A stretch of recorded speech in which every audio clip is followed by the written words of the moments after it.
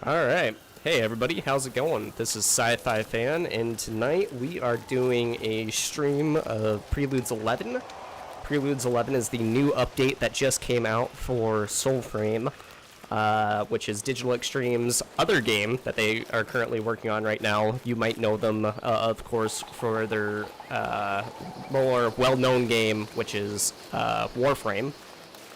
But yeah, so tonight we're going to be playing Preludes 11, which is the new update. Came with some new quests, some new lore, and some new gameplay mechanics. And so I'm really excited. This is kind of the first time I've had all weekend to sit down with the game and check it out. So I am very excited to be playing this right now. So, first things first, we're going to try to go find the Bromius quest.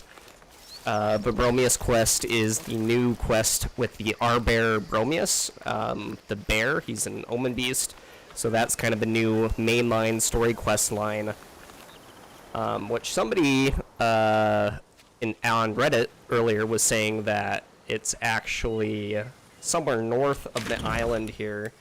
So I'm kind of starting to make my way up north here. As you can see, I'm kind of over here on the eastern edge of the island. I already explored some of this area earlier today. They've added world bosses into Preludes 11, so the world just feels a little bit more dense. You know, there's a little bit more things to do than before. They also added collectible resources now, so there's some different flowers and different other craftable items that you can obtain just by running around the world. So yeah, that's kind of a new interesting little bit. Also, I'm pretty sure they've added a graphics update as well. I mean, just look at this. The graphics in this game are amazing. You've got the Odin Sky Tower over there, which the Ode, they're sort of the enemy opposing faction. They're invaders from a different world, basically, who came down, and they are occupying Midrath and just being mean and capturing all the forest creatures. And so it's our job as envoys who are imbued with Fey magic to go out and rescue these animals and defeat the Ode and help the Dendrit people who live on Alka, or on Midrath, which is the continent on Alka, escape and free them from the Ode. See, here's one of these resources that you can pick up, quenching acid. That's not a new resource, that's an old resource that was there before Preludes 11. But here, big legs. This fire fungus, I think that might be a new resource. Oh, there's Avocot. Avocot is a sprout folk. The sprout folk are sort of like these cabbages who are alive, these plant people. They sort of just run around. Avocot is the only sprout folk right now who can be found in the overworld. Otherwise, the other sprout folk can be found in Hillingdon, I believe it is, which is the Alka's Children's Enclave area, which is the faction for these folks here. But Avocot, he likes to sell things to ya. Leggy. What are you selling, Avocot? Ooh, Moonsteel Thread. That's interesting. So Moonsteel Thread is a new resource that was added with Preludes 11. This is going to be how the new bewitching system, bestitching, sorry, not bewitching, bestitching system works. So the bestitching system is sort of Soulframe's transmog mechanic, if you will. In Digital Extremes, in the last dev stream, they said that they were going to be making transmog sort of a paid type thing for people to do. I'd have to go back to the dev stream to look to see exactly what they said, but essentially this Moonsteel Thread, this is going to be a premium item that you'll be able to purchase with real world money, and then you can use this currency then to do transmog within the game, because like Warframe, Soulframe is going to be free to play, and so because it's going to be free to play, they need some ways to make money off of it, and of course cosmetics is going to be one of the ways that they do that. But it's interesting to see that Avocot, you're going to be able to buy the Moon Steel Thread from Avocot, I guess. Okay, I don't want to buy anything from you, so I am just going to move on here, and we are going to keep exploring. Where am I? I want to go north to this side of the island, because I think this might be a new landmark. I don't know. I haven't seen this. This is either new or it's been updated. I just want to kind of go take a look here, and then I really want to know what's in this area over here, because like further down to the west and south here, there's like a spider den, and this is like where one of the world bosses are. There's like 6 or 7 world bosses now. They're on specific spawn timers, and so after you defeat them, you have to wait like a certain amount of time before they respawn. But they're able to. They have certain drop tables for loot that they drop, and so you can go and join your friend's game, and and farm, say, the giant spider down here, or you can farm. There's a mockery, the thrice folded mockery. I have to go back and check my recordings here for this, but essentially mockeries are like souls of people that are wandering Midrath now. And they kind of take the form of like these monstrous sort of tree-like creatures. There's not really a whole lot of lore that we have on the mockeries right now, but it's definitely something that I think will be interesting to learn about. The Soulframe narrative director, I believe that's her title, Sydney Hills, she said in the last dev stream that they had right before Preludes 11 came out that there was going to be, there's a little bit of a mystery tied to the mockeries, because if you look at their new armor and their new weapons that the mockeries have that you can craft, they have writing on them, but nobody, to my knowledge, has transcribed the writing to see what they actually say. There's somebody right now in the Soulframe Discord community, Fried, and Fried, she helped decode the language that the Silent Rose graffiti used in the city of Dermac. The Silent Rose is basically a rebellion that's led by former Night Maidens.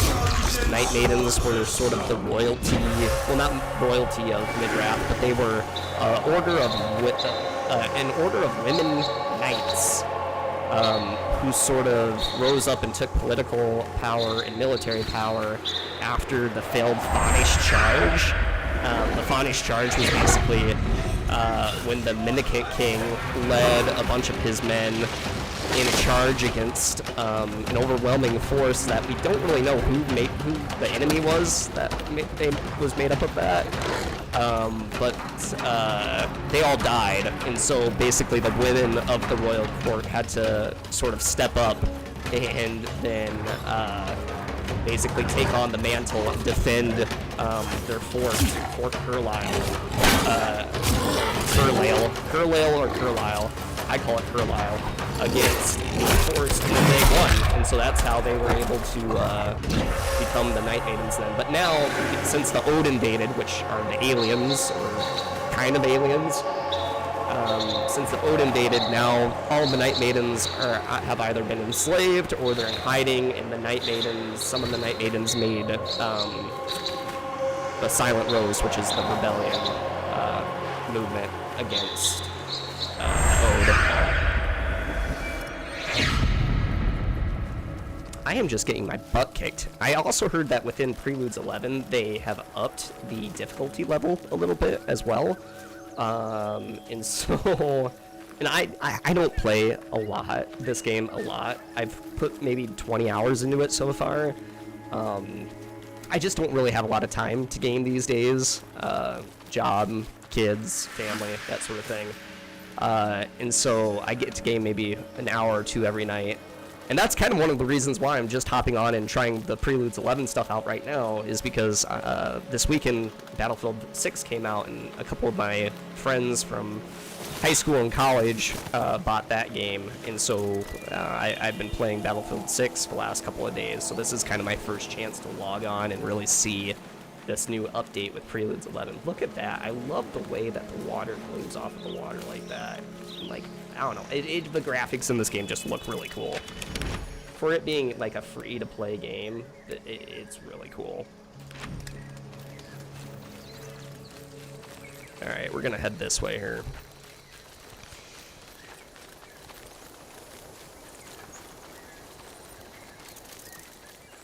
We're gonna try to rescue...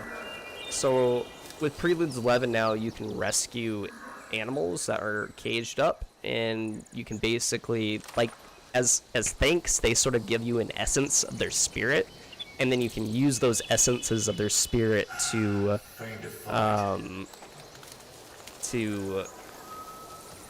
place into your weapons or your armor to mess with the stats. It's like a way to modify the stats. So we're just gonna go try to save some forest creatures here.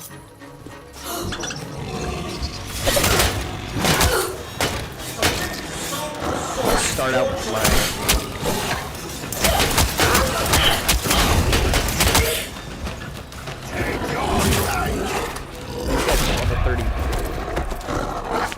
Yeah, they've definitely upped some of the difficulty.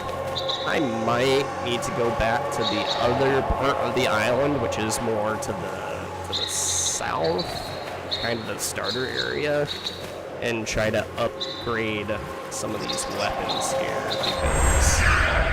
Here, I'll try it one more time. So you've chosen swords as so.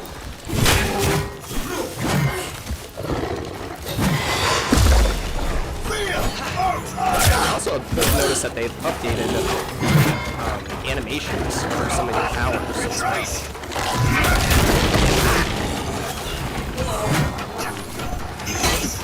feel like I'm just running in a circle right now. Alright.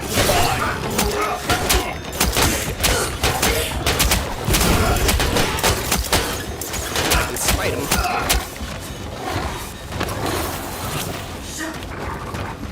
I did not smite him. Since Preludes 11, like some of the, I have to figure out my key bindings again, because I think the key bindings got reset somehow.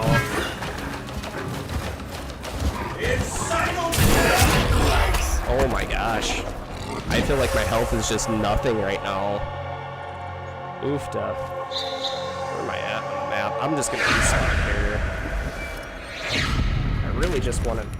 Oh shoot, I respawned way... Okay, that's not as far down as I thought I was.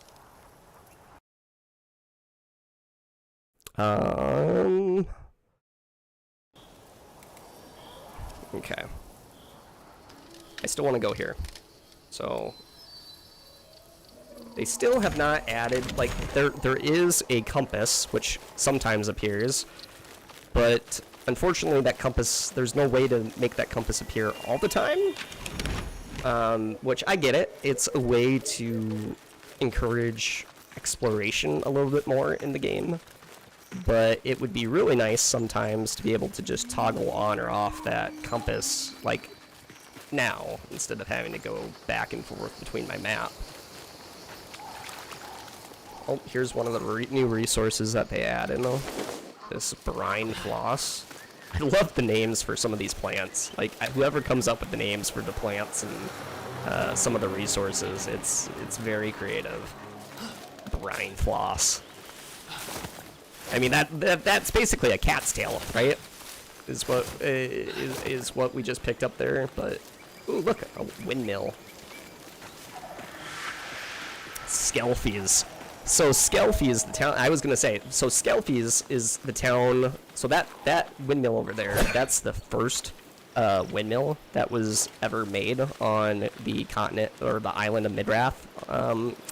And so Skelfies, there were these people called the Skelfindish or Skelfinish.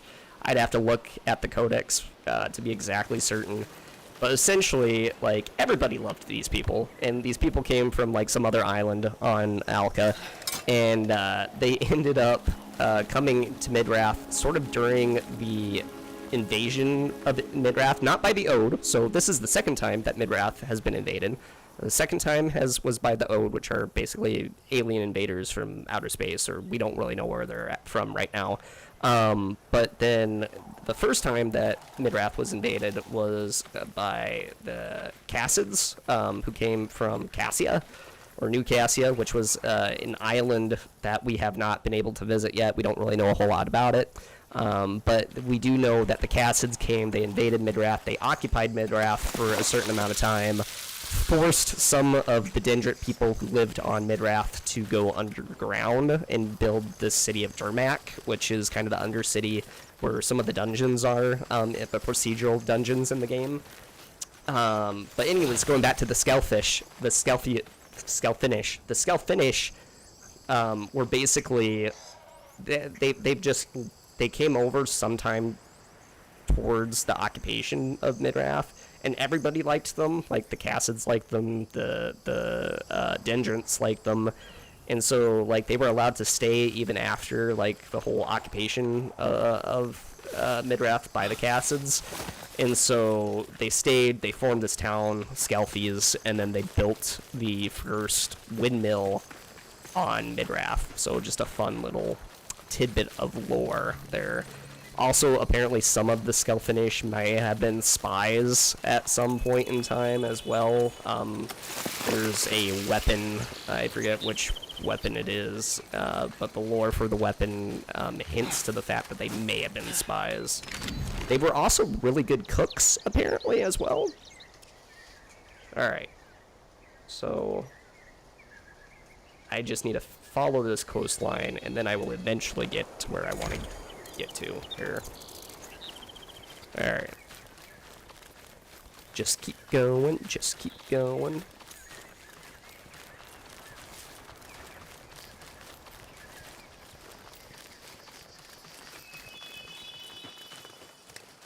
That was an interesting sound. I feel like I heard just like a whistle before. I was talking to another content creator for Soulframe the other day, and we were having a discussion, and we were wondering, is Mirifer, which is this lovely structure right here, is Mirifer a castle, or is it a fort? Now, to me, I think it looks like a castle, but if you go to the map here and go down here, this is the big castle on Midrath. This is Castle Kernhold, which is where the beginning of the story takes place. It's kind of where the Ode attacked on the night of Ode. It's where you see your mother, who was a night maiden, who we've talked about earlier, give birth to you. And then it's also kind of where the story, where the character creation takes place for the game. So this is Castle Kernhold. But then you also have, like, various little forts as well. There's also, like, Fort Kernhold. There's Fort Kurlail, which is the birthplace of the Night Maidens, or the Order of the Night Maidens. And then you have Mirifer, which is up here. And I don't know. I feel like Mirifer could be a castle. It could also be a fort. Castles were in medieval times, castles were forts and forts were castles. The only difference was kind of the size. Like, larger forts were kind of more well known as castles because that was where all the wealth and power was concentrated at. In military might, it's, you know, where you would garrison your troops and that sort of thing. I'm actually working on a video right now for Soulframe lore, kind of comparing the castles and the forts in the game to real life forts and castles. Oh my gosh! Yes, yes, yes, yes, yes! Okay, alright, so, in Soulframe, you have these things, like these moat things that fly around, and you capture them, and that's how you are able to uncover the names of places and the lore associated with those places. But since Soulframe is still in pre-alpha, sometimes these little things appear like way up high or in places where you just can't get them, and then you just have to wait until some other time to log in, and then you might get them and you might be able to uncover them. I have been waiting for months of playing this game. Well, 20 hours, 25 hours, whatever. 25 hours for this little moat here to appear somewhere so that I can finally capture it, because this is the last moat on the island of Midrath currently that I need to complete the codex. And how you do it is you just enter soul mode, and then you can like capture it, and then it appears. And look, I finally know that Mirifer is actually supposed to be spelled Mirifer. And then if you go to your map here and click on it and view in codex, see, these are areas where the lore will be eventually added, but like you get some background lore, which is how the Fey Empress, which is going to probably be playing a major part in the story. Basically everybody is looking for the Fey Empress. The Fey Empress is like 1,000 years old or something. She's in hiding from the Ode. She disappeared when Midrath and Alka needed her most, and the people of Alka needed her most. Kind of like the Avatar from Avatar of the Last Airbender, which, I would not be surprised if there's... granted, so Steve and a couple of the other developers of Soulframe, they're a little bit older than me. I'm a millennial, 1993. They are Generation X, and so they're a little bit older, right? Like, but they've repeatedly mentioned before how they've been inspired by movies such as Princess Mononoke, which I've actually done a previous video on comparing Soulframe and Princess Mononoke. They've also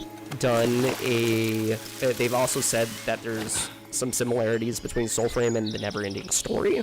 The Neverending Story I've never watched myself, but in The Neverending Story there's kind of like this empress. She's a childlike empress, even though she's like ancient.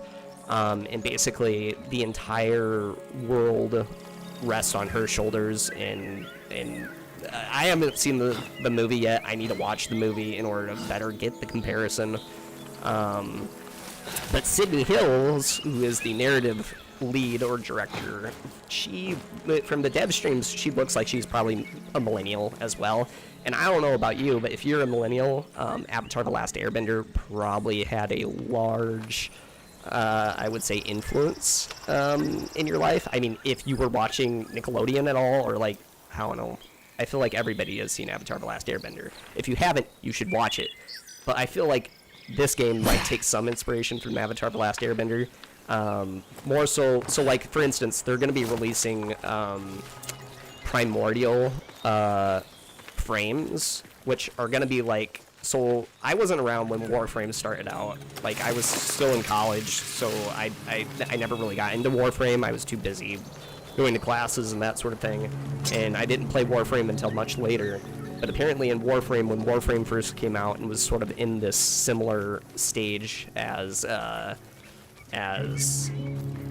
Soulframe, Warframe released sort of Bounders packs for people who could kind of back the game as it was in early access, and they got these sort of prime Warframes, which apparently are really cool, and they do all this cool stuff. They look cool. Like, it's kind of more like a cosmetic, or like a way to boast to people, like, hey, I've been around since the game started out.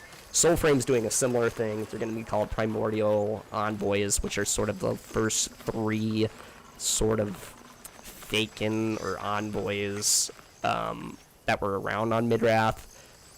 They've talked about them very, very briefly in the past, in past dev streams, but the armor sets that are coming with them look really cool. No idea right now on price or anything like that. But going back to what I was originally talking about with Avatar: The Last Airbender, basically, lore-wise, they were talking about how you would sort of like inhabit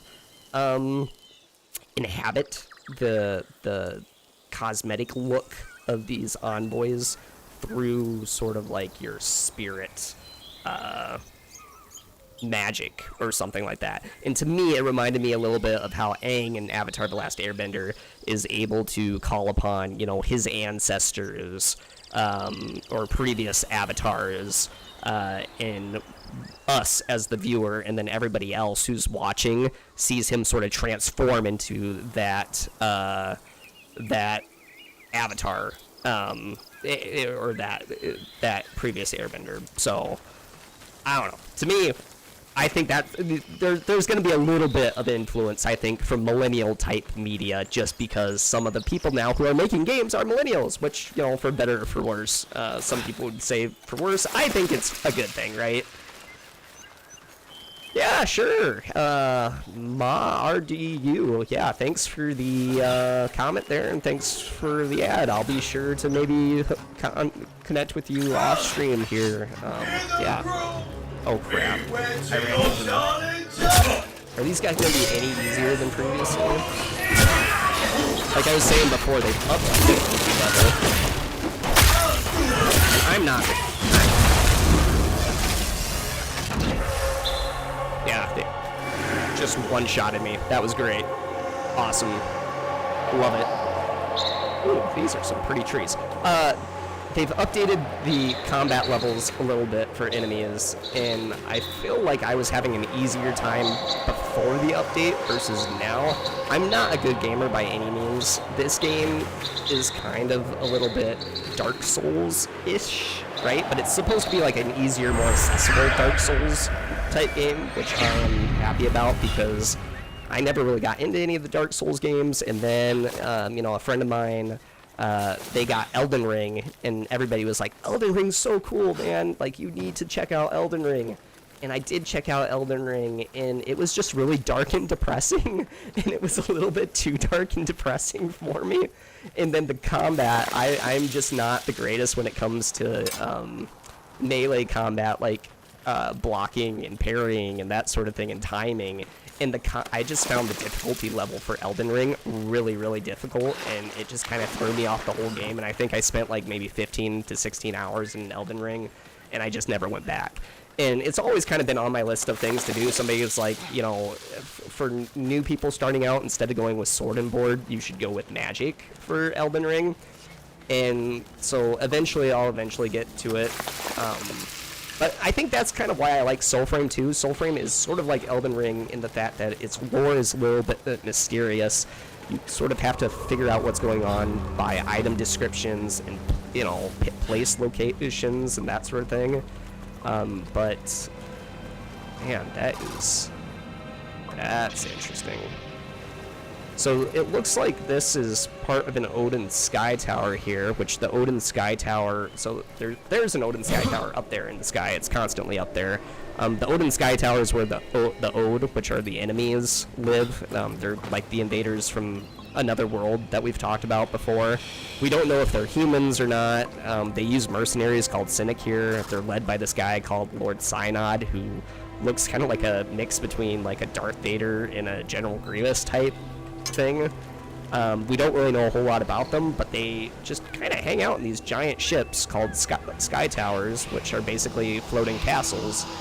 And somehow, some way, like, there's these Odin sky towers that have crashed, and we don't know why they've crashed, right? Because the people of Dendria, which is the kingdom on Midrath, which is the island where we're currently at, on the world of Alka, in the video game of Soulframe, the Dendric people are like regular medieval people. They don't have futuristic weapons, they don't have guns, they don't have lasers, they don't have any of that. They have swords and bows and arrows. And so they could not have taken out that sky tower by themselves, you know? So the only thing I can think of is either somehow, some way, those Odin sky towers just fell out of the air by themselves, or, and here's the big or, they came down via Fey magic. We do know that, you know, there's these otherworldly people who were here before humans called the Fey. They have access to magic, but at one point in time, they had unions with humans and made Feykin themselves. Ooh. This is definitely a new area. I have not been here before. So, see that little black thing with the white eyes? that means there's a moat that's hanging out over here that we can capture to decipher the name of this place and maybe some lore about it. This is creepy though. Like, there's probably gonna be a world boss or some crap here, and I'm just gonna get my butt handed to me because I can't even I can't even fight like the little guys anymore. Yeah, the music's starting up here. And we don't know why the Ode have invaded Midrath either. Like, they're kind of terraforming the planet. They have like these oil-producing things that produce this black soup stuff called ichor. And ichor is like the building blocks of all life for Odin life. Oh my god. Easy Pete. Holy crap. He scared the living bejesus out of me.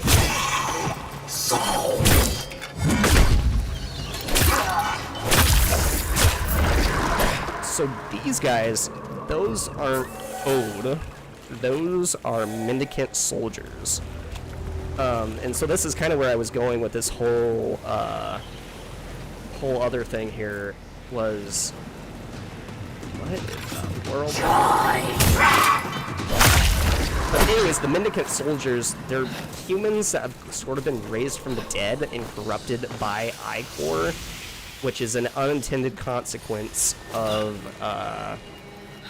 it's an unintended consequence of the Odin terraforming. Yeehaw, how was the Battlefield 6? Battlefield 6 was great. It is a true return to form. I love it. So I played Battlefield 3 back in 2012, and that was like... And then I played Battlefield 2042 and Battlefield 5, and those were all good games. Me and my friends were usually Call of Duty players, but this year, just because of monetization issues and just everything with Activision and how they sort of I don't know, it feels like it's just the same old, right? Which is kind of funny because Battlefield 6 is a true return to form. It feels like I'm playing Battlefield 3 again, but that's a good thing, right? Like, there's no ridiculous skins, you know. You don't see Nicki Minaj running around shooting and killing King of the Hill, you know, Hank Hill or anything like that. There are a ton of these minigames. I need to find this other golden moat so I can decipher the location name here.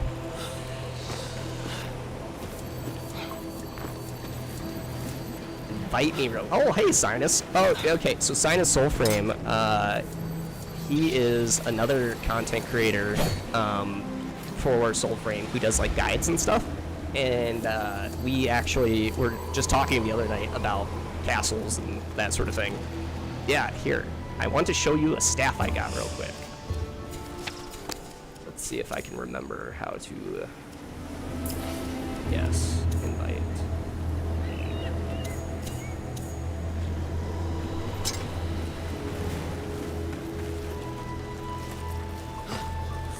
Here's the thing, though. I don't know for when you invite people how close they spawn to where you're at. Like, do they just spawn right near you? I don't know. I don't play a lot of multiplayer. Oh my god. Why does that scare the crap? Oh, okay. Scared the crap out of me. Let me see this cool. That's awesome.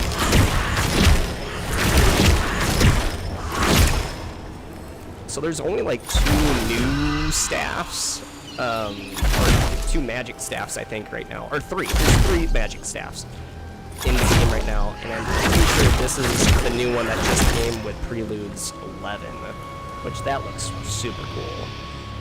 I'm more of a sword and board guide, but I'm currently ranking up my Kith of Kings faction level, because when you rank up the Kith of Kings faction level, you can get basically these resources that let you craft necklaces or totems, or I forget what the correct word is right now, but it allows you to go to a different faction and unlock like another pact, which a pact is a way that you get the magical powers that you have. And so like my magical powers are mostly geared toward like being sort of tanky right now, sort of sword and boardy, giving different buffs to my allies, that sort of thing. Whereas Sinus right now, I'm pretty sure he's running the Asielda Pact. I think that's how you pronounce it, which is sort of the mage or magic pact, which is a pretty cool pact. This is weird. Sinus, what is this stuff that's just circling you right now? Looks like Acor. I froze. I have to log out. TTYL. Alright, peace out. I'm still looking for this moat. I still need to find the stupid golden moat here. I know it's here. This is a new location. I want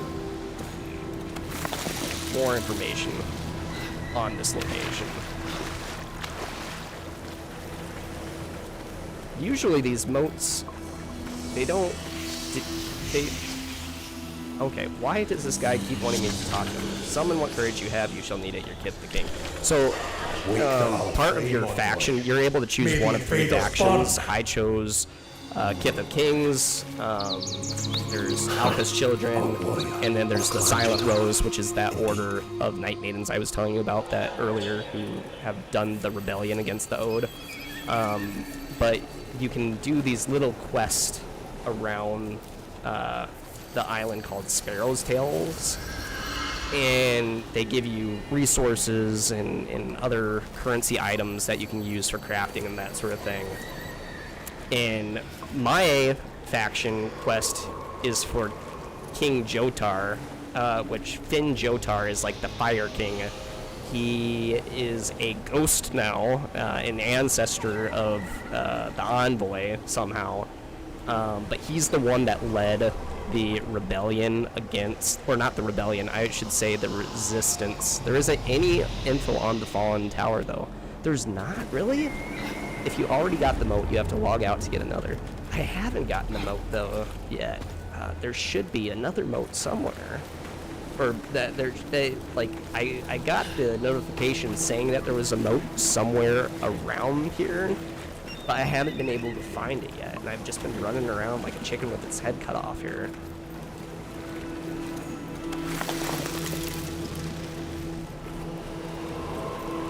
It could be, you know, a known glitch or something where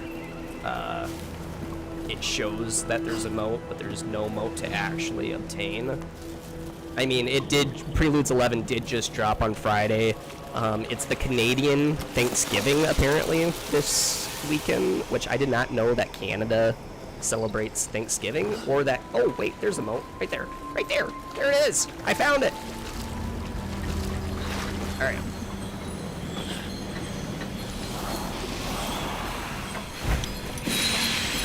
These history's envoy, well found. Okay, let's go to the codex here and see what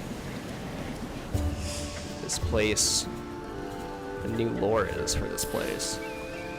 A wasteland of Odin making, an Ichor's swamp where only corruption can thrive, though 'tis not just the Ode who find vigor in Ichor. This rotted shoreline was once a great graveyard that none on Alka were so foolish to disturb. Well, we know that Ichor, which is the byproduct of the Odin, what we assume is terraforming, is making weird crap on Alka, or on weird crap on Midrath happen, including raising the dead, like the Mendicant King, and like corrupting them and making them bad and making them have to fight us and that sort of thing. So if this is a graveyard, that's kind of scary, because that means the Ichor, no wonder we were facing so many Mendicant soldiers. It was just a graveyard of them, and they were all raising from the dead at the same time. That still doesn't explain why there's a giant sky tower here, though.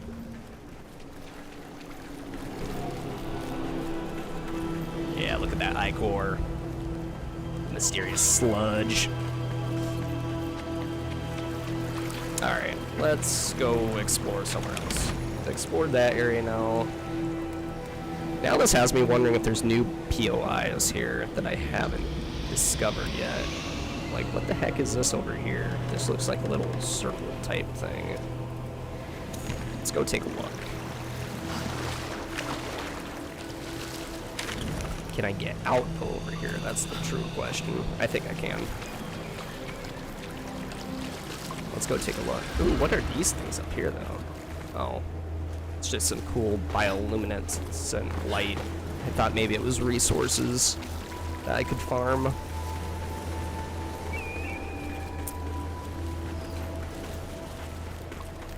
Yeah, most definitely, Sinus. I will definitely reach out and we can grind some P11 stuff here. Like I was saying before, this is kind of my first time all weekend I've been able to check this out. And first time streaming too. I just kind of got my streaming stuff set up. I hope the audio is good because I was messing with the audio for what felt like forever. What the heck is over here? Oh look, just a random goose, just chilling. Is it a Canadian goose? You know, it's digital extremes. But I don't know. Here's like a cool looking cave. Wonder if anything's down here though. See, the cool thing about Soulframe is it when you see a cave or something like that, like it could be nothing. It could just be, you know, like another just part of the landscape. But sometimes you'll find like a cool treasure chest that's hidden there. You'll find, you know, maybe a lore tidbit, or you'll find a path that just leads you somewhere else, like either to the Glades, which is sort of like this magical place where the Fae hung out and where Garen Rude hung out at. And then sometimes it'll also take you to Durmak, which is the Undercity, which, like I was saying before, the Undercity is sort of like where the procedural dungeons are for Soulframe. But in lore, it was like this giant underground city that King Fin Jotar, the Sun King, helped create as sort of like a hiding place to launch the insurgency against the Cassids, who had came and invaded Midrath. The Cassids were just normal humans from some other island that came and invaded it. Ooh, and look, we get a clear look now over at that island. I really want to go hang out over there and see what's all over there. And like, what is shining down on the ocean over here? I don't know. Like, it could just be from those stars, but like, look at that. Like, you clearly have what appears to be constellations here, which constellations have been talked about a little bit in the lore before. But then you also have just a beautiful, beautiful showing here of Iridus, which is the moon of Alka, which is the world where Soulframe is based on.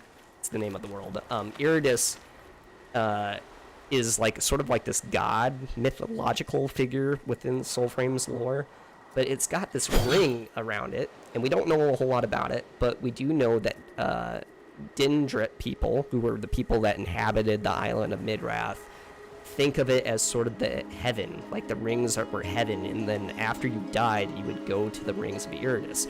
But we still don't know why there's that, what looks like a rose on the moon. And we have like no information on that, and I'm hoping that, you know, I'm sure at some point down the line, either, you know, could be in a couple months, could be in a couple years, with how Soulframe is developing. Like, Warframe is still adding new lore and new stuff, and I just haven't been able to get into Warframe, just because it's just a monster to try to get into, and I only have enough brain space for a couple of games. But I'm definitely interested to see where they go with the lore of Iridus, and then also the stars. And like in Soulframe lore, there's this General Napo Agnes, which is, he was the leader of the Cassids, which was the humans that invaded Midrath before the Ode, a long time ago, and that was who Fin Jotar fought against, and he was the one that built the Undercity as sort of the place to launch that insurgency against them. But anyways, Napo Agnes, the general, he was obsessed with the stars, because he said that you could see the stars a lot better from the island of Midrath than you could on New Cassia, where he was from. And he converted a lot of towers on Midrath into sort of like these astrological observatories, and he shipped a bunch of like wise people from around the world of Alka and all the other islands to Midrath to study the stars. And I have a sneaking suspicion that, you know, maybe the Ode, who are the alien invaders, came here maybe once before in the distant past.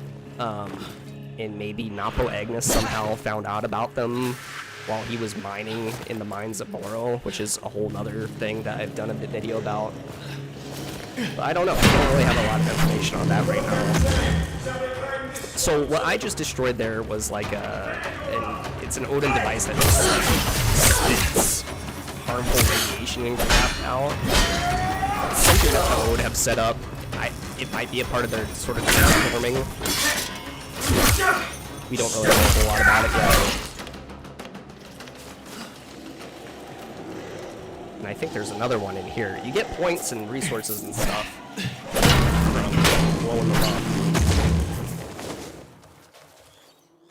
And then, oh, it is over here. 2 Dendrit Weaves. Alright. So more crafting resources. Like Warframe, Soulframe is a very, it's a very crafting heavy, grind heavy game, right? Which is sort of why I like it. I can just kind of turn off my brain, run around, collect things. I can farm for, you know, resources. It's very calming to do the collection and just to do runs and stuff. It kind of reminds me of like resource gathering from New World, if you've ever played New World, which is an MMORPG from Amazon Games. New World really took off a couple years ago, kind of around COVID, and then there wasn't really an in-game, so people kind of quit playing it. But now it's starting to make a comeback again. They're releasing a new update for it called like Night Haven or something that's going to have vampires and werewolves, and that's coming out on the 15th. But anyways, even if you didn't like the questing or the story of New World, the resource gathering in New World was so satisfying. Just being able to like go out and like mine an ore vein or chop down a large tree somewhere. Man, I might need to get back into New World at some point. But like I said, I only have enough brain space for a couple of games at a time. And right now, that's kind of reserved for Soulframe and reserved for Battlefield 6. And that's kind of... oh, and Jump Ship. Currently playing Jump Ship as well with a couple of friends of mine. Whenever they're able to get on. They all have families and kids as well. And so it's kind of hard to... it's hard to schedule with everybody. Alright, so as we're heading more south here, we're getting into sort of the beginner zones where they start the game at. And you can tell that by the enemy levels of these people that we're facing. So like right now we're facing like 11s and 10s. As you head north on the island of Midrath, you get and face tougher and tougher enemies, like level 30 plus. And I've even seen a couple level 35s and a level 40 before as well. But sometimes it's just nice to run around the southern part of the island and explore for your resource gathering, and then just to level up your weapons. So each weapon in game has an individual level that you can level up with. And then as you level up your weapon and of course get stronger, there's different stuff that you can do to mess with how your weapon interacts with the world, or how it hits, or how fast it hits. I'm currently using something called like dual. I don't know the pronunciation of it. It's an Odin spear, or not a spear. It's kind of like an Odin staff spear thing. But it's the lore of it is it's a corrupted spear, because it's also the spear that Odin have like embedded into all the world trees. And the world trees are a mechanic where when you first start the game, the map, there's like a fog wall with the map. Like there's no landmarks that are able to be seen. It's sort of all this sort of like cloudy, polluted area. And then as you go to these world trees, you go up to them, you press a button, and you take Duat Kalik, which is the spear, this awesome looking Odin spear thing, out of the tree, and then the tree goes from like being dead to like being alive again. And the lore of the trees is that the trees were they were planted by the seeds were planted by the Fae, which have since disappeared. We don't really know a lot about the Fae. And that kind of goes back to the Fae Empress that I was talking about earlier, and how she's gone, and how sort of the whole you know, the story is trending towards an area where we will eventually probably be helping the Fey Empress defeat the Ode in some way or shape or form. But where she currently is, we have no clue. Okay, so I have run through the entire sort of corner here, and I have yet to come across the new quest starter for Preludes 11. So there's a new quest. It's the Bromius quest. Bromius is the bear. He's an actual bear, talking bear. And he is sort of like the keeper of the Whispering Trees. And he's the ward of Vevitwood, which is another procedural area, procedural dungeon area. And the Whispering Trees are like these ancient trees, and the sap of the trees can actually let you like have visions of the future, and it's something that the Ode are like trying to get their hands on as well. But to start the quest, where I get to meet Bromius and unlock the Bromius Pact and all that stuff, you're like I was saying before, in Soulframe you sort of just come across these things, and somebody on Reddit had pointed out and said that the quest starter was sort of kind of up in this area somewhere. And I didn't like look too hard at the post, just because with this sort of game I kind of like to just explore and discover things on my own. And so I'm gonna kind of maybe loop up and around here. And why is there? Oh.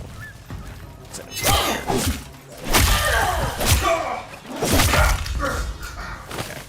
But I think before I do that here, I am going to show you guys, well, not this creek. Not the creek bed that I was thinking I would. I am going, oh, hello, dear. I am going to show you guys the Nightfold. And the Nightfold is sort of this spiritual realm. It's kind of a realm between realms where you can create your base camp. And so you have this guy over here, Orlick. Enough!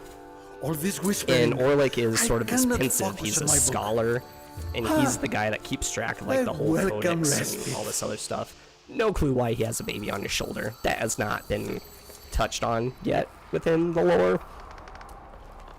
I don't know. It's got some weird vibes to it. It kind of looks like if you've ever seen Total Recall, there's like the guy in Total Recall that has like this weird mutant baby that's like on him talking. That's kind of what it reminds me of. But anyways, Orlick is kind of where you're able to uncover the map and see what you've discovered so far. But other than that, he's sort of useless. Like, you don't really use him for anything else. You have Tuvokane, who is the Steel Singer, which is a fancy word for blacksmith. And she is a relative of Kane, who is the Steel Singer during the reign of King Fin Jotar, the Sun King. And she's kind of got like this weird sort of how would I describe it? She has issues, and her issues are is she's not very confident in herself. She's constantly like putting herself down and stuff, and she shouldn't, because like there's these awesome swords, including there's one called Gwellian, and Gwellian is a Fey sword. And the lore for the sword Gwellian right now says that only like an awesome blacksmith it could be able to put together Gwellian. And the thing is she's that blacksmith. You're the one who's bringing her the items, so I don't know why she's so down on herself all the time.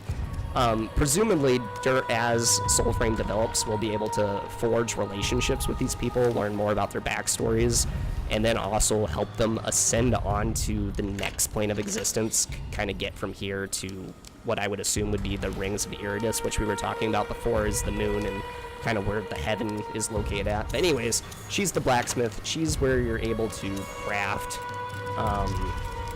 these things in swords and weapons and armor. Like in Warframe, in Soulframe, all your weapons, it takes real world time in order to craft things. And so, like, this is all my items that are ready to forge right now. And just for fun, like, I've already forged all this stuff except for the Armet of Orangel.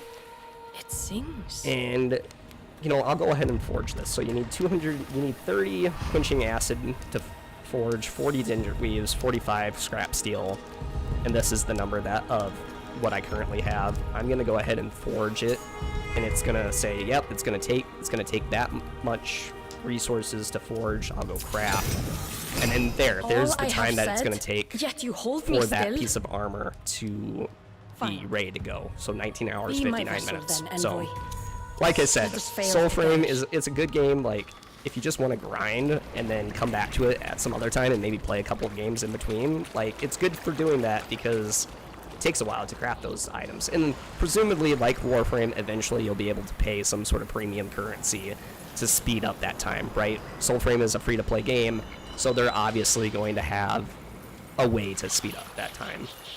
This is Verminia. Verminia is a witch, and she's a blind witch, and she's a sort of a fashionista. She's the one that helps you basically do transmog. So the transmog system, which is called stitching. The stitching is going to be through Verminia now. Envoy, your aura is smelling rather And then you can drab also today. customize all N'est-ce your pas, colors puppets? and stuff through her as well. Through these figments, which I have. I haven't actually looked at these colors yet to see what colors I have unlocked. You can unlock certain colors, I think, through getting different resources that are out in the world right now through Preludes 11, but I'm not 100% sure on that. I think I have to go back and take a look through the dev stream previously. But then you can also do your We could just eat you up. you can also do your transmog, which this is how you would do your Something I transmog said. through the B stitch. The envoy. So like It brings say us a neighbor. I want to have that Then tell look it we are busy. on my current armor for the current armor stats. I could B-stitch that. Are you sure you wish to B-stitch Garen Crown of Grace for 1? Yes. No, I don't want to do that. So these are very limited, these moon steel threads. Like, they've already confirmed you're going to be able to purchase this for real world money. It's going to be one of the ways that Soulframe is monetized. But you'll also be able to obtain these not through grinding, but through like special in-game events or login rewards as well. So I don't want to spend those just yet because I'm not could to just in-game by eat any you means, up. and I don't Bring us back a I morsel don't want next to do the time. whole transmog thing just yet. My palate is She so also very offers dry. this free. She also offers this free Cloud Quell. She offers one of these once per day, or on a 24-hour cycle. The Cloud Quell is able to be used to sort of cancel out Nimrod, who is a world boss. He's sort of like this lightning boss where lightning comes down, and he's super powerful because of the lightning. And he's sort of a bigger dude. He's a world boss, right? But you shoot this cloud spell stuff up into the clouds, and it makes the sun come out, and then he doesn't have any power because he doesn't have any lightning. So that's how you're able to sort of make it so you can defeat him. This is sort of your home tent. This is where you can hang out and change the look of your gear. So right now I have all my points into courage because I'm doing sword and board, so a lot of my weapons and my armor relies on it to being dumped into courage. So courage is sort of, I would say, so if you're familiar with MMORPGs, courage in Mora is your heavy armor, your tank, that class. Your spirit, which is Iridis, and I believe the pack is Asialda, that is your mage class, or your magic class. And then Grace, which is represented by Safine. Alka, the world of Alka in Soulframe is super cool because it's a binary star system. There's two suns. There's Mora, which is the larger red sun, and then the smaller blue sun's name is Safine, and Safine represents Grace. In the game, her faction, the Safine faction, would kind of be like probably the Silent Rose But this is more of like your rogue class, your bow and arrow class. But this is just, I'm just showing you kind of how you can change. Oh, and then you can change your pact. Pacts in Soulframe is what your frames are in Warframe. And so your pacts give you certain abilities. So like right now, I have the Tethering pact. So these are my skills that are associated with that pact. Right now, there's 8 packs that you can currently unlock in Soulframe. Soulframe's still in pre-alpha or alpha or whatever, some stage of pre-development right now. And so you can unlock these packs. They kind of change how you play. Like I said, I've only spent 17 hours, 18 hours playing this game so far. And so I have not, by any means, unlocked any of these other packs yet. Although some of these you can craft by finding the recipe for the crafting, like out in the overworld. And then other packs you get from doing that specific mission. So like Garen Rood is one of the first packs you can craft. You unlocked Garen Rood's pack like right off the bat because you do the Garen Rood mission right off the bat. And then you have Orangul. Orangul is the wolf. She gives you a pet, a pup that you can have as a pet, and that pet wolf will eventually grow into your mount. They've talked about adding a mount system to make it easier to get around the world of Soulframe. But they haven't implemented it yet. They said that they want to make the world of Alka a little bit denser before they add mounts or any sort of fast travel system. I picked the grayish-white mount because it reminded me of the wolf from Princess Mononoke.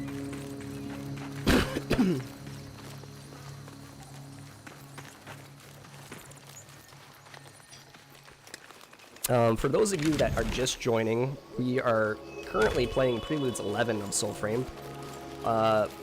Soulframe is still in early access, so in order to play Soulframe, you need a key to play it. You can get that key if you haven't already by either watching Envoy Hour, which happens every Tuesday at, I believe, 3 p.m. Eastern Standard Time. No, 4 p.m. Eastern Standard Time. Happens 3 p.m. Central Time, which is the time that I'm currently in. But 3 p.m. Central Standard Time, you can watch for 30 minutes. It's usually the devs talking about new things that are coming in the game, and then Sarah, the community manager, she plays the game along with like one of the other developers, like Steve, the CEO of Digital Extremes. This next week she'll have Sydney Hills, who's the narrative design lead for Soulframe on. But during that, then you can get a key that you can link your. You have to have your Twitch account linked to your Soulframe account though. So if you don't already or haven't already, go to Soulframe on the website, make an account, link it to your Twitch, enable Twitch drops, and then you can get a key as a drop then for it. Oh, crap.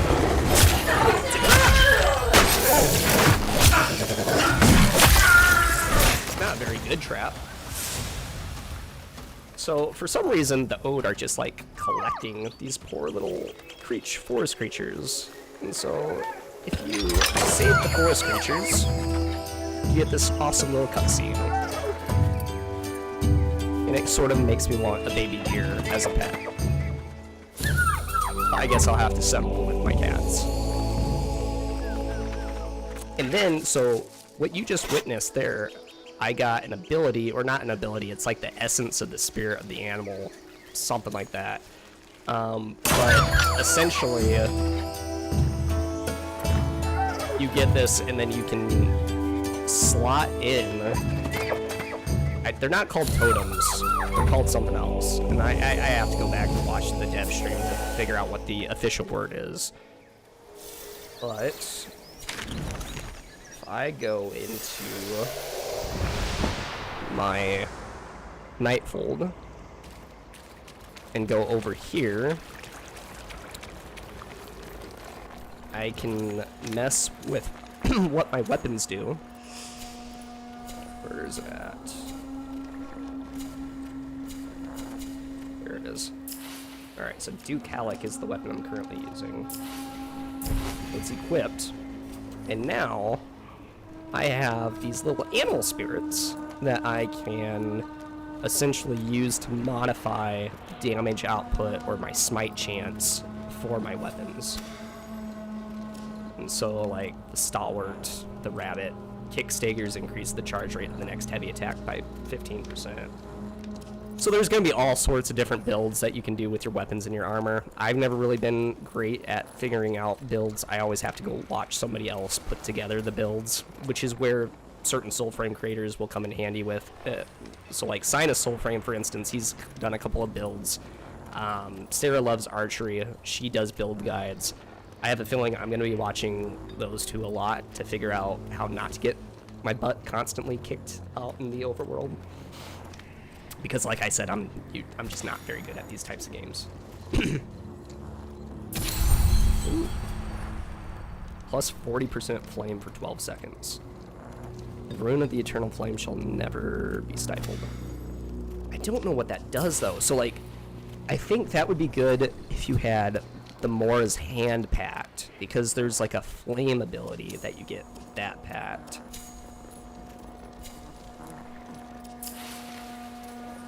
I also like one of the new things for the new update. They added this catalog so you can see all the armor and stuff that you currently do not have that you can craft.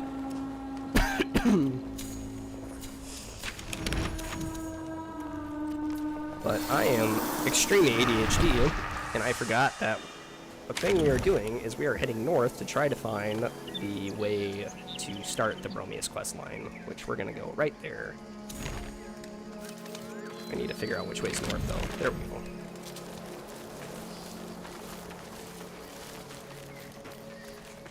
So we can finally get this main story started.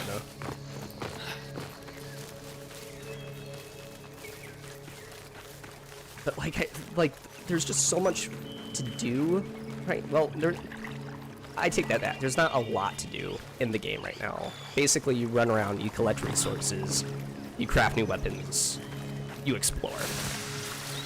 There's not really like an in-game per se loop just yet. I would say the in-game loop right now is constantly farming the world bosses, now plural, to get better and better drops, to get resources where you can get bigger and bigger stats and bigger numbers, right? But just for what they have available right now, like, there's a pretty decent amount of stuff to keep you busy. Like, by no means am I obsessed with the game, but yet I've been able to, get a good 18 to 20 hours out of it, which is good, pretty decent for a free-to-play game. At this point, like, I'm like, yo, Digital Extremes, release those Founders Packs so I can, like, finally, show my love for the game, and, I take that back. I am obsessed with this game. I mean, for goodness sakes, I'm making YouTube videos about it and streaming it on Twitch, and I've never streamed before. They added these new little suckers. Freaking spiders. Spiders in real life, they hate them in video games. Thankfully, they're easy to kill.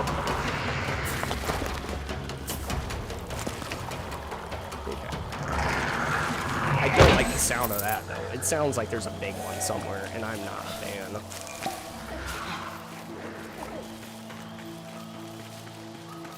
What is up there? What the hell is that? Is that the mama spider? That might be one of the New World bosses. Let's go check it out. Yeah, that is New World.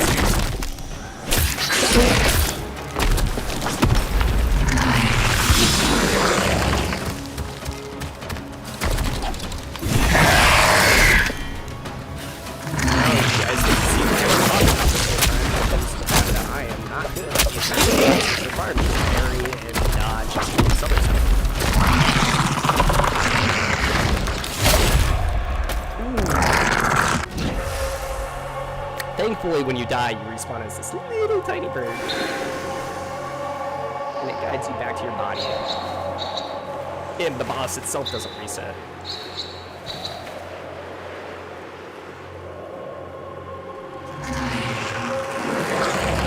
The spider's gonna be waiting for me.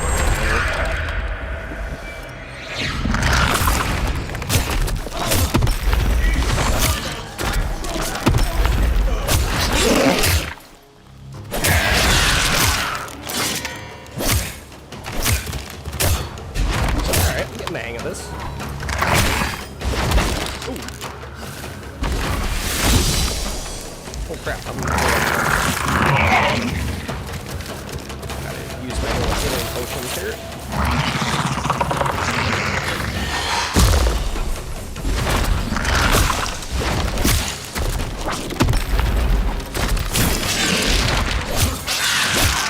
It's almost dead. There we go.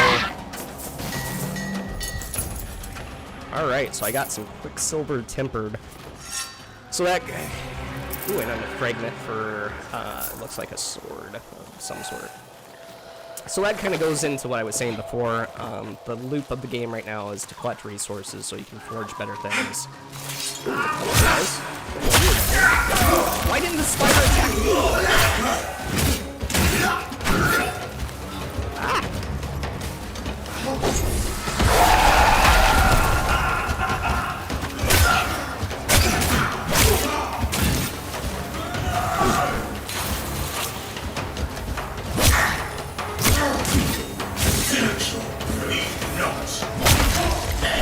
Alright, now I can focus on you. There we go.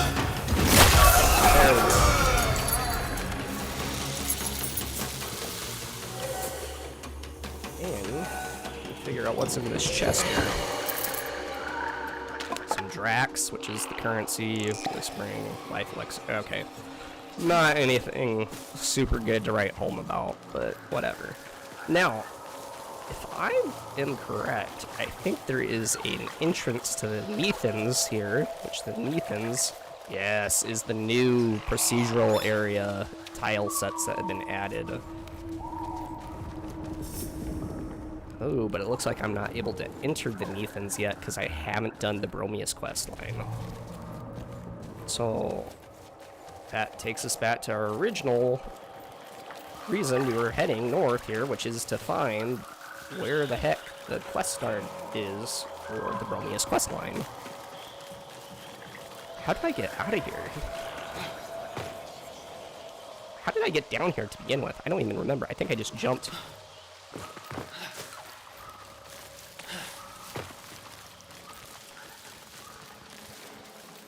This isn't creepy at all.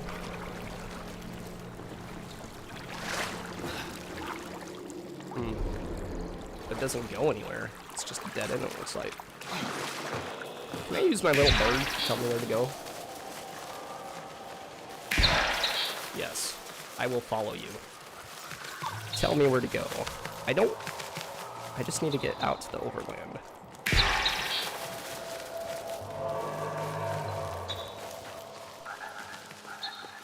I honestly... How do you get out of here? I guess I'm just going to do what any good gamer does in these situations and run around the outside of the area until I find a way out. Oh, look. There we go. Never mind. I found it. Figured it out.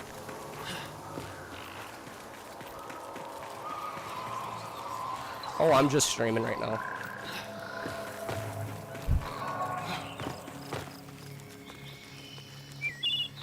My wife, ladies and gents.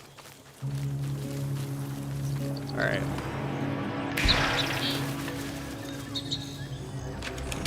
I don't want to do this Kith the King's Tale.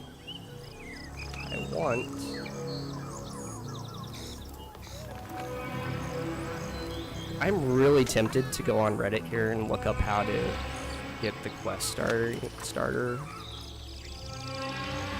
But,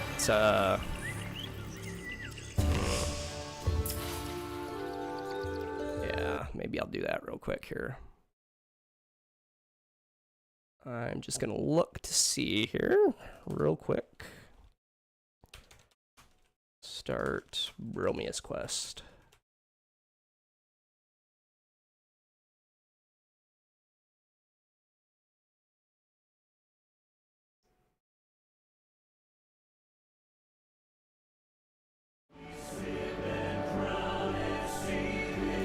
Envoy, welcome back.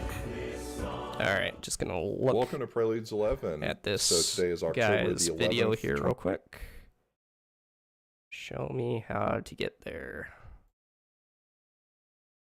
Oh. Ah. Go back. So it looks like... Alright.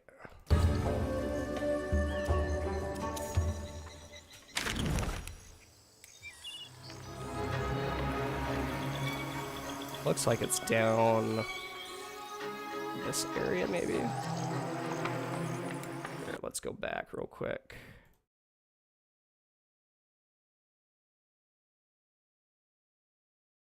It's kind of over near this body of water. Yeah, so it's like somewhere around here. Alright, so we need to head a little bit south.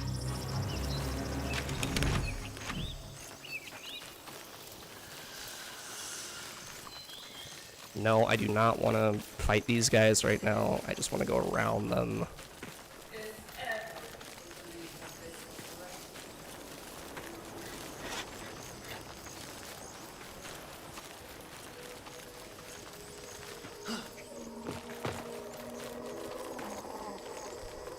This is an interesting little cave over here. I don't remember this being here before.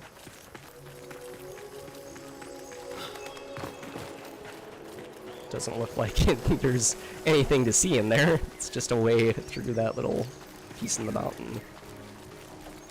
Like I said before, it's one of those things where it's like things in this game, like it could lead to there being more stuff. Like it could lead to a secret tunnel, or like a new resource or a quest, or it could just be part of the landscape. Alright, let's go towards this area. See, I keep hearing that sound, that little whistling sound, and I'm pretty sure that's how you're supposed to find the quest.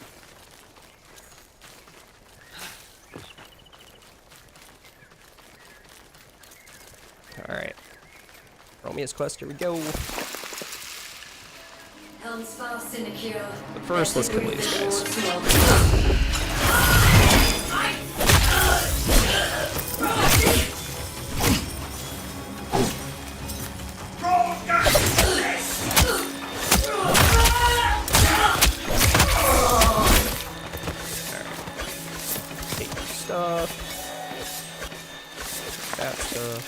Oh, I didn't even open up the treasure chest. Not the treasure chest, whatever this little container thing is here.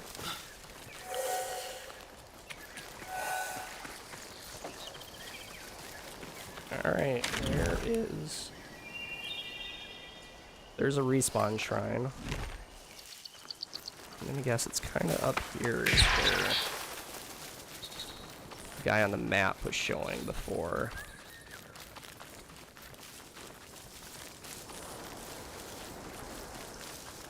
And this is how all the quests in Soulframe start too. Like, you sort of just come upon them. Like, it's not like you're not really led there per se. Like, sometimes you are, like sometimes your little bird will lead you. Sometimes there'll be like a sound that you hear that'll lead you to an area. But oftentimes with some of these quests or these points of interest, you just stumble upon them. See, I heard it again. I'm almost certain that's not a... Here, let's go. So there's the respawn shrine that we just came across. So it looks like it's a little bit to the north of the respawn shrine. The respawn shrine is like right here. I feel like we're like standing like right by there right now. Yeah. Alright. So it actually looks like it might be a little bit south. Spartan kick for no reason. Alright.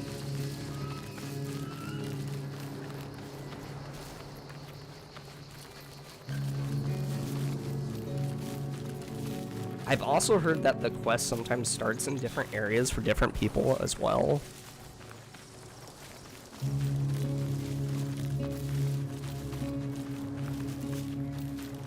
And maybe that's the case here too.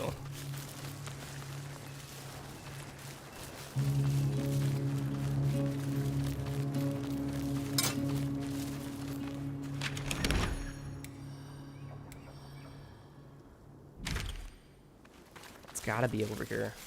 It might be bugged too for me.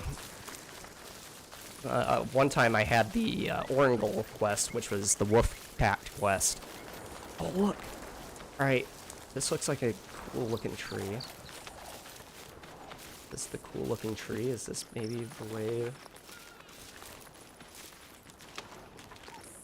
Yeah, because this is the same area where the Orangol quest started to, or ended. I had issues with that quest. Because it kept bugging out for some reason on me.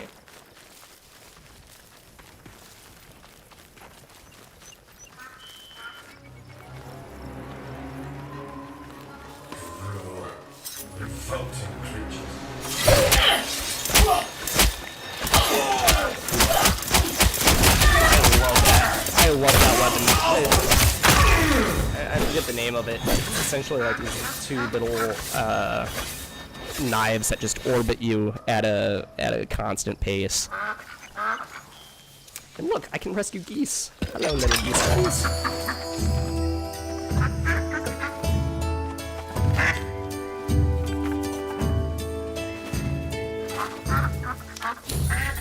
Yielding. I wonder what kind of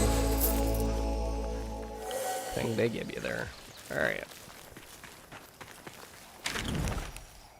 Oh, man. Alright, I'm gonna go back to this video and see.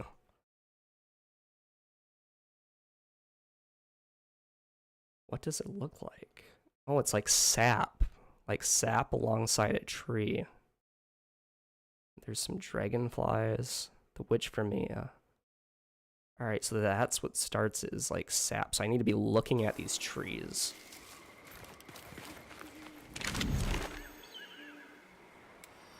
Alright, where was the shrine at again? It was like right... So this is the area I need to be looking. Maybe I need to use my soul sight too. So you have magic that's called like soul sight. So maybe I need to be using that to highlight things in the environment or the sap. Ooh. Yes, here it is. Right? Right? Yes! Let's go! Finally. That smell. Bring it closer. My sight isn't what it was, you know? Which Verminia? Alright, Verminia. Lead me to the promised land, i.e. Bromius. Go to this night pool.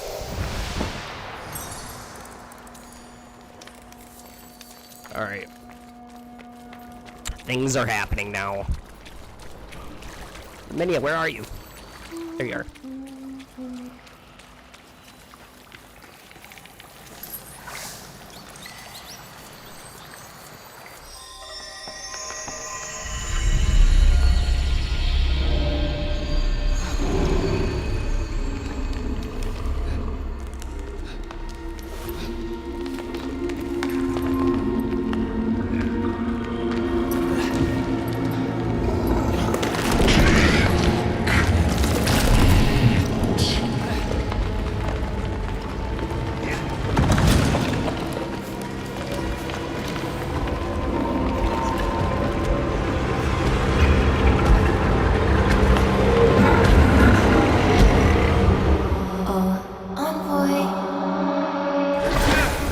Just a few puffs and you lose your head.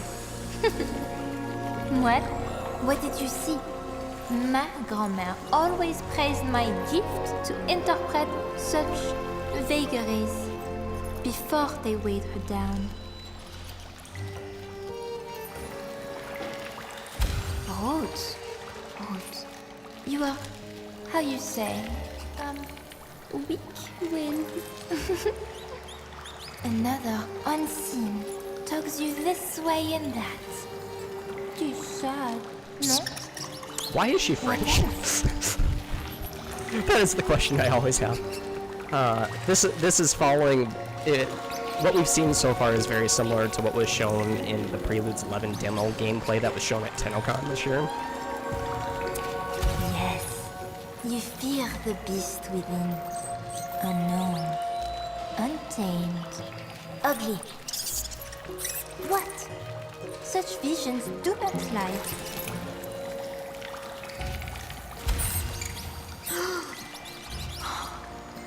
It is worse than I So thought. how does Verminia know Forever alone. about What has gotten Bromius? into That's my question. So one of the things that Sydney Hills, the narrative director of Soulframe, was saying the other day in the Red Moaning. Forgive What? me, envoy.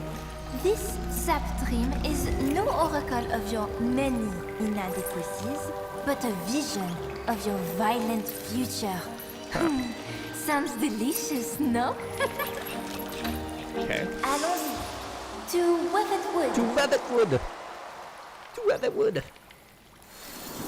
But like I was saying, so Sydney Hills was talking about Verminia, specifically how Verminia is a witch and she's part of a coven, and we're going to learn more about this coven of witches on Midrath, which is interesting because Thaken, who are sort of like the mix of offspring of humans and Fae, Thaken, nobody likes Thaken in the world of Soulframe. Apparently, like, there was this big falling out between the Fae and humans at some point in time, where Fae were basically hunted down or driven away, and then humans burned like any writings relating to the Fae, including Thaken. Like, if you were a Thaken, you were like a monster. You were considered a witch, is what is described in one of the other lore entries. And so it's interesting that they've specifically said that Verminia is a witch. She's part of a coven of other witches. From what I've read of the Preludes 11 lore notes regarding both the armor, like the new armor sets and the new weapons, there's a reference to two other witches. There's Sigil, something like that, and then there's another witch, and they're all part of Verminia's coven. And apparently only one of them maybe might still be alive. Not a whole lot right now on that. We're gonna go figure out where Weatherwood is.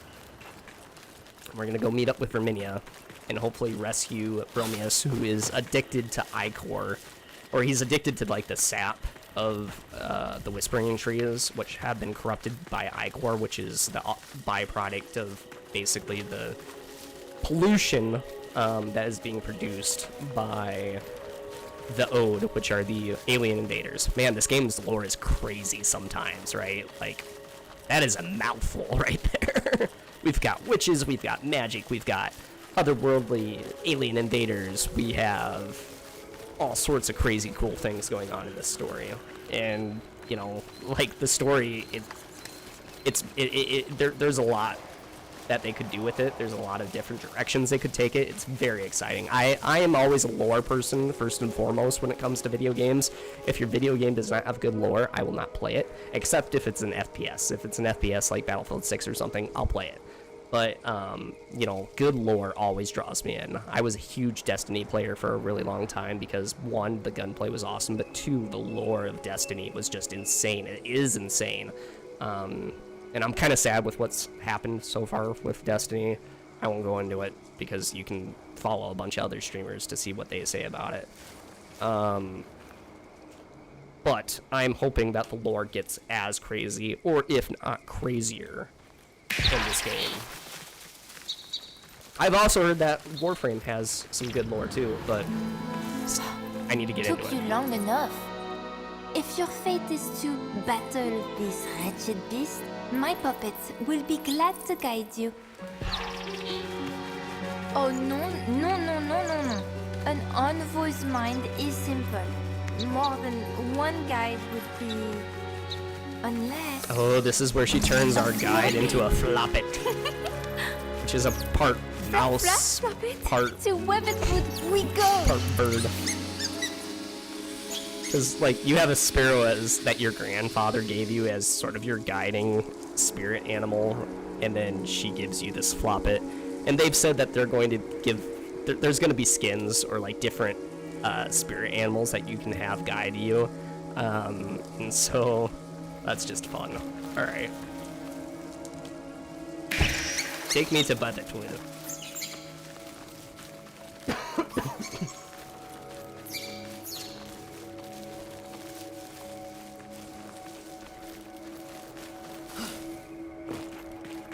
Kinda got these trees that have been knocked down here.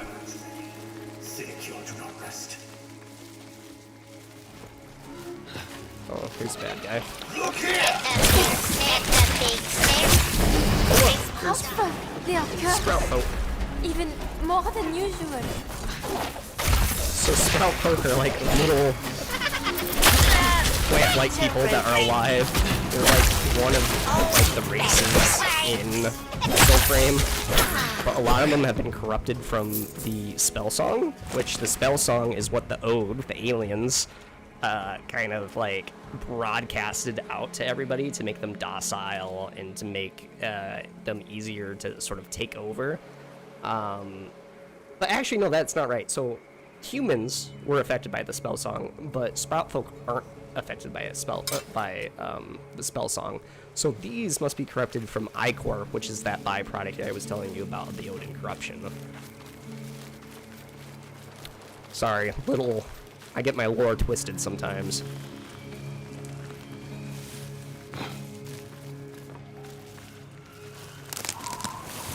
Wish, stuck, silent now, but for the wind.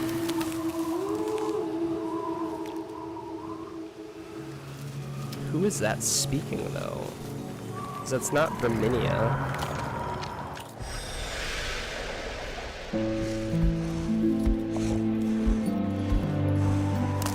The sap of elder voicing trees, once granted drinkers future dreams. With none his own, no cub nor home, he raised them, their all-bearer. Bromius. Bromius! He's just a friendly big hunk of fur. With some cool looking armor.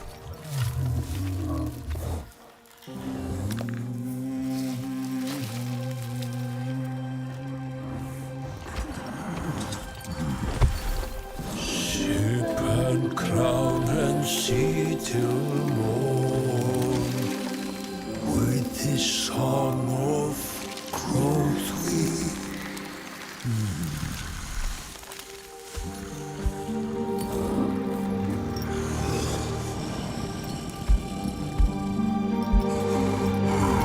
Bromius, he's having trouble growing the elder voicing trees. why won't you grow? I don't know, probably because the world is corrupted by the Ode. Oh, shoot.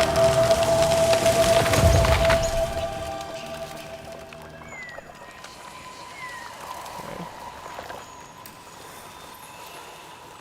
Where grow the elder voicing trees? I will follow my flappet.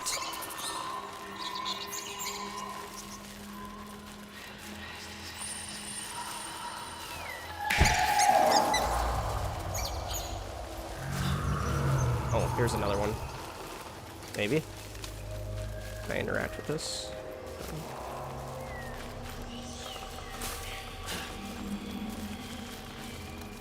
I think I have to keep following this path here.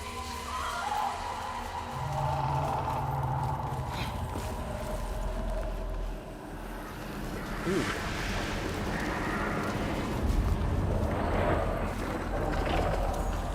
That looks spirity. Oh, okay. I need to unlock the other trees here to get the music to play the notes. To unlock the portal that will take me to Bromius.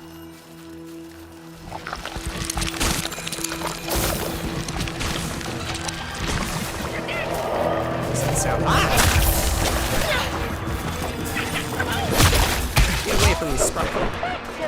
Oh, they've like poisoned me, maybe. All right, let's unlock this next. Wow.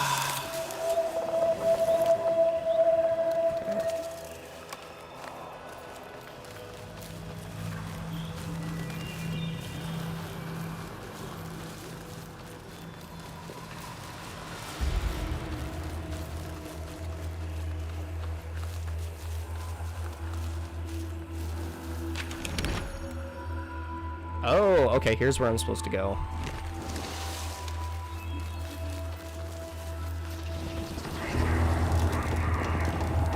There's where Bromius is. You can kind of see him in there chilling right now. Or no, that's not Bromius. That's going to be the Wazard of the Waste battle. Which is like a new enemy type that they put in with the latest Preludes. Alright. Let's go find these other trees so we can get in there, defeat the Wazard of the Waste, and then go save Bromius. Because Bromius is in trouble.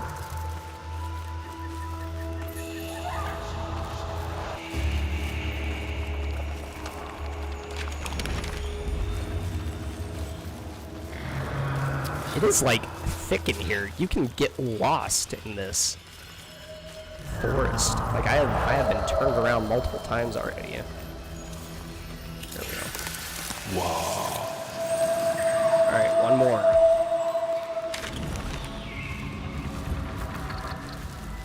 And then I'll finally be able to have the little song that I can sing to get in there.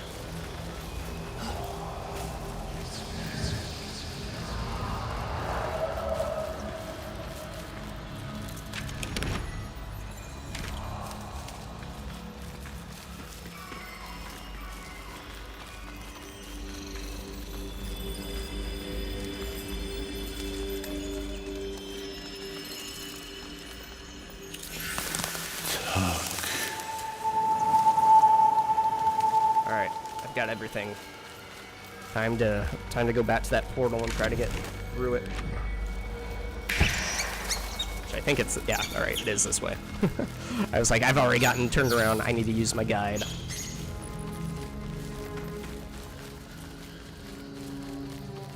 So apparently Bromius is like addicted to the sap of the trees, which is like corrupting him because the sap has been corrupted by Ichor.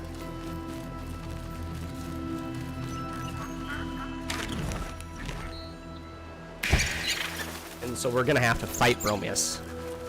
Just like we fought Garen Rude. Garen Rude is one of the other Omen beasts that you fight to begin the game. We're gonna have to fight Bromius to cure Bromius. Gonna have to knock some sense into him. Really, you just take him back to like the spirit fold and then, or the night fold.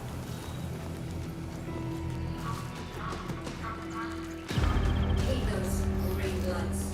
Such power lays waste on speaking shrubs. Once Sinod makes his claim. Okay, you want me to go this way? Alright, fine.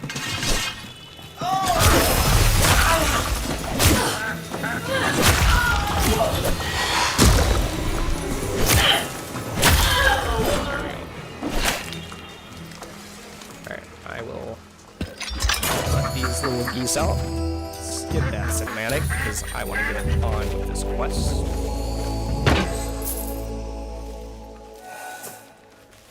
Alright.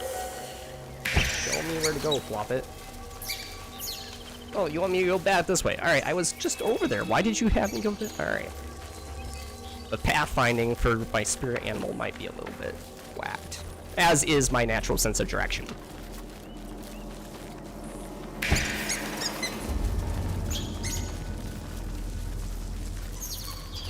Alright. Time to go back to the portal. Do the song. Fight the Wazard of the Waste. Find Bromius. Wow, I can't believe there's actually a lot of... There's 10 people watching this stream right now. You know, that's pretty good for my first stream that I've ever done. I take that back. I've streamed a little bit before, but that was on Mixer. Back before Mixer got killed by Microsoft because they just didn't want to do anything with it anymore.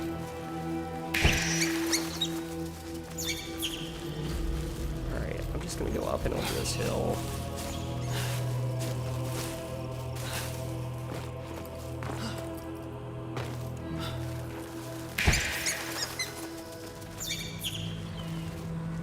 Alright, there's the little shimmering. Man, that kind of does look like the shimmer from, oh gosh, what's the name of the movie now? It's got Natalie Portman, it's based off a book. Ooh, I should know this. Starts with an A. Annihilation. It's Annihilation. It reminds me of Annihilation. The shimmering. Alright.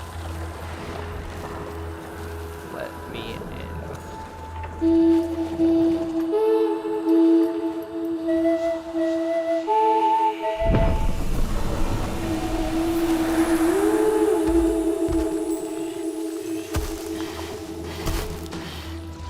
Hello, big boy.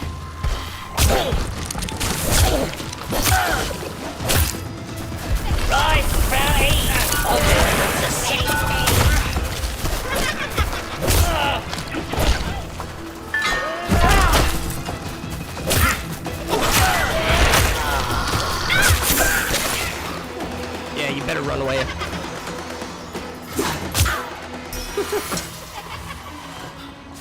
Oh, hey, look, there's another moat that I can get, or...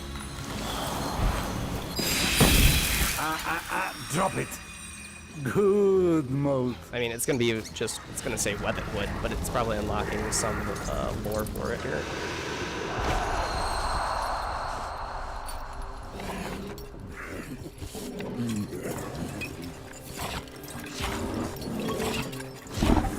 Yeah, Bromius has a little bit of a drinking problem.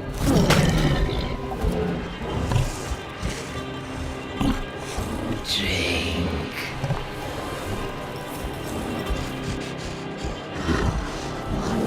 You need more sap. Quickly. This season is our last. Yes, yes. No dreams need stir from sleep.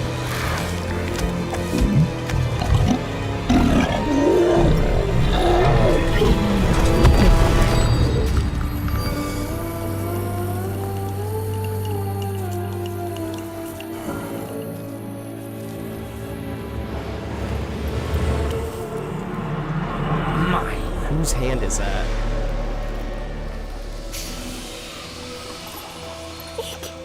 This putrid hand. I smell a medicant. My puppets know well his ways. So the Mendicant King is the king that led the Faunish charge. He died, and now he's been resurrected by the corrupted Icor, which is making him go a little nutty and raising the dead, and you sort of have to fight him sometimes here. All right, can I go through it? Oh. I swore this was the way I was supposed to go.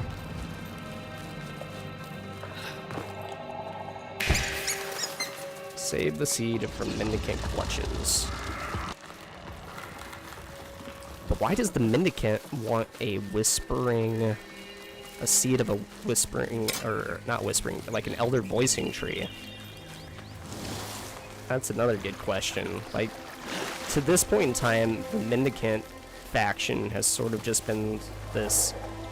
I mean, they're not really zombies, but they're kind of zombies. Like, it doesn't really seem like they have a plan or, like, an overarching goal. Such wretched odor. Oh, my poor nose. This Odin sludge seeps deep, rousing bodies best left buried. We are close. Oh. I don't think that's supposed to happen.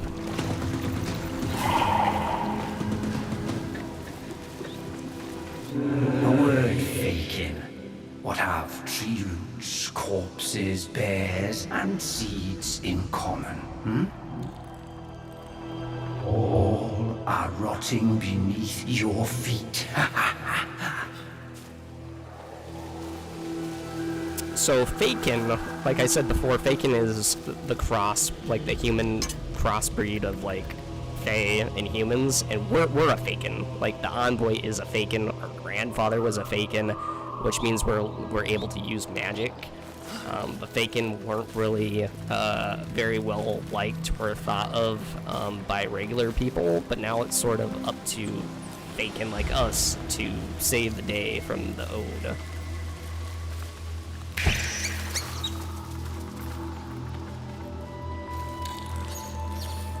Save the seed from mendicant clutches. Alright. Let's find this Wazard the Waste.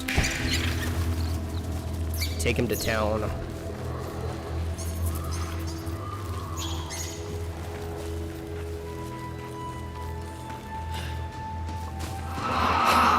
My wastelings. What? Defeat Mendicant Knights. Alright.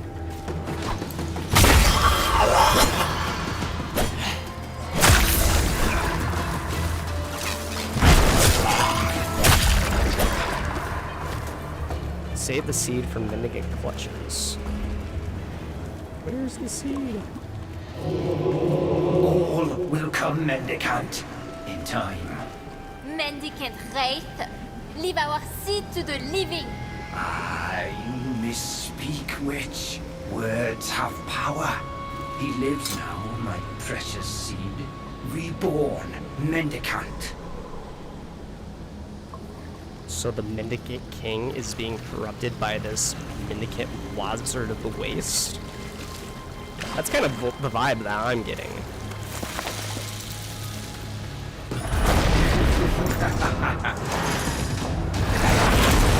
We rotted things are much in common. Our tongue, foosh. Our thirst, filth. Let's fight. Let's do this. Oh gosh, this one's gonna connect on any of those.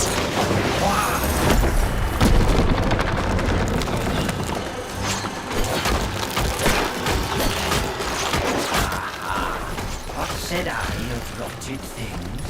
Shed tongues, shed blood, shed legs. Strike my seat, ouch. Surrender.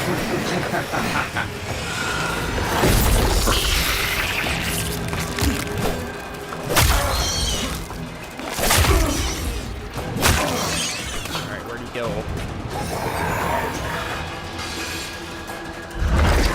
There he is. Oh gosh, alright.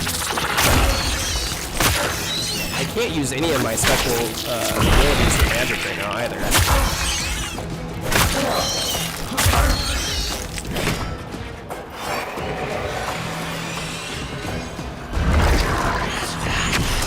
Soulless fuck.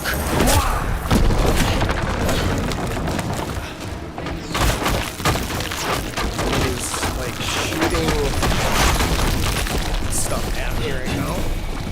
I'm just gonna keep rolling. A word. He's almost dead. Come on. I'm dead. Stay still. No. 30 seconds.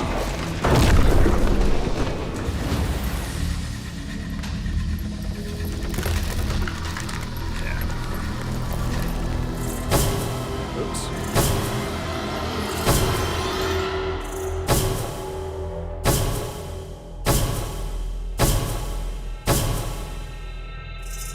Oh, okay, I get it. Gosh dang it. That took way longer than it needed to be. Ancient roots from whence you've grown. Voicing seed, take us home.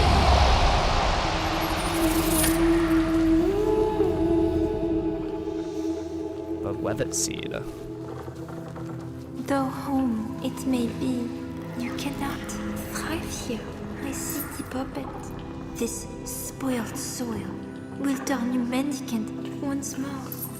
We must go below, face the rot at its roots. Alright. Take me home. Sweet home Alabama. Down to the Nethans. Let's go.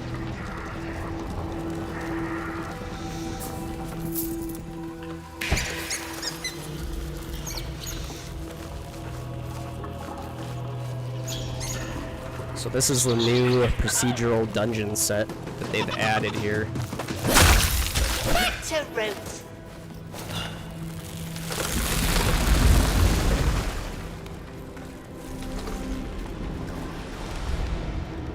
Alright, let's go. Let me in. It's loading, it looks like. That's cool.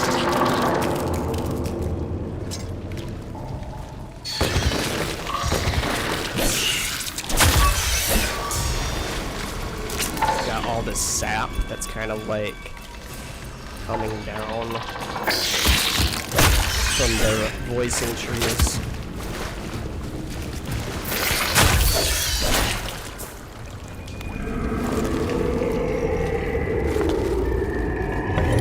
Eye of the Weaver. Oh, hello. That is a big bear. The beast. Sap smoke of his breath, no less. Fly deeper.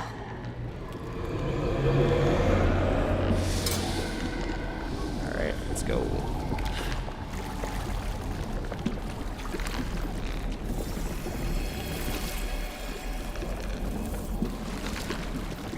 Was I not supposed to come down here?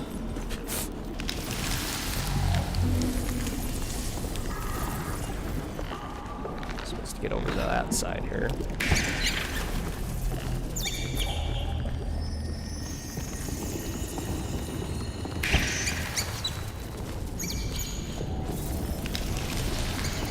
Yeah, you want me to go over there, but how am I supposed to get over there? Go down like this.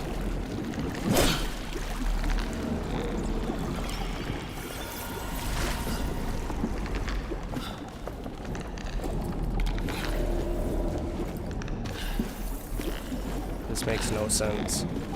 I am missing something.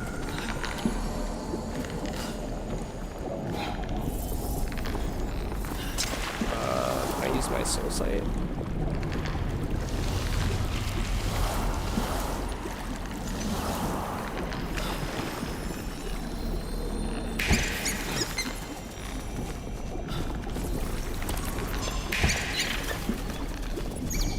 Alright, so you want me to go back up here.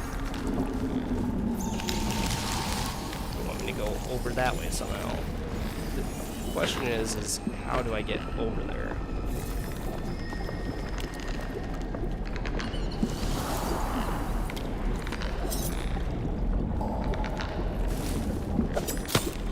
Can't jump over there. Alright, can I use this?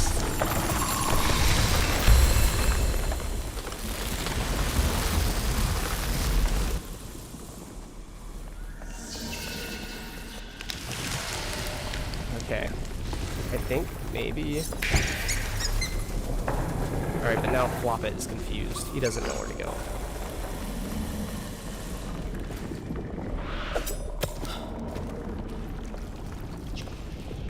This is a new area, so I don't know.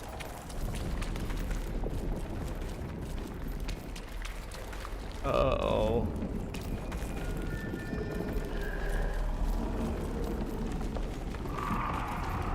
This is not good. So, this is like the area where you're supposed to fight Bromius. And somehow, I've gotten here without triggering his fight. Or triggering, like, the right stuff that I was supposed to trigger.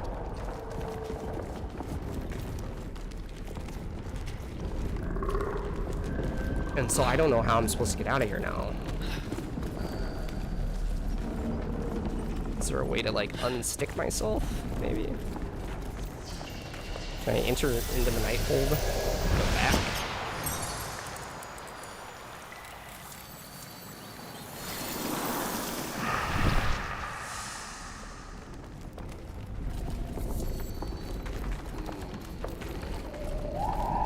I have to redo the quest.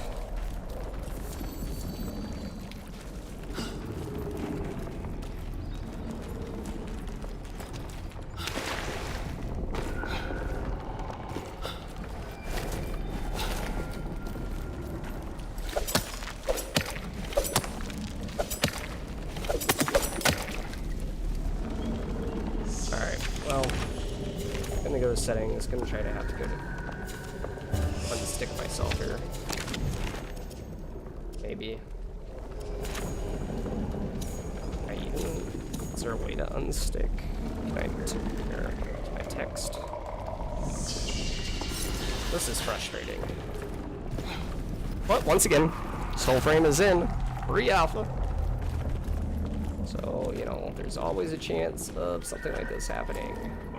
Especially to somebody like me who's not good at these games, gets easily confused, and tends to jump into areas where he's not supposed to before he's supposed to be there.